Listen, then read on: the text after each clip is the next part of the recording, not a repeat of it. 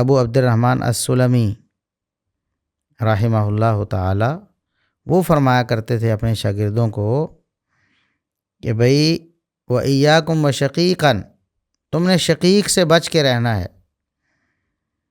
تو راوی کہتے ہیں شقیق سے کیوں بچنے کی تلقین کرتے تھے؟ اس لیے وَكَانَ شَقِيقٌ هَذَا يَرَى رَأْيَ الْخَوَارِجِ، اس کی فکر میں خارجیت پائی جاتی تھی، یہ خوارج کی رائے سے متاثر تھا اور وہ رائے رکھتا تھا۔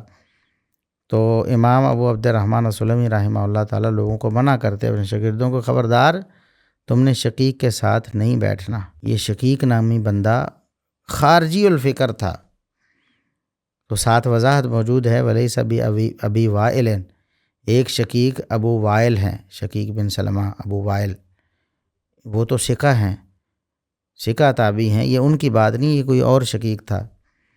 تو تابعین ائمہ دین سختی سے منع کرتے لوگوں کو گمراہوں سے علم نہیں لینا، گمراہوں کے پاس بھی نہیں بیٹھنا، ان کی مجلس میں بھی نہیں بیٹھنا، کہیں تم متاثر نہ ہو جاؤ۔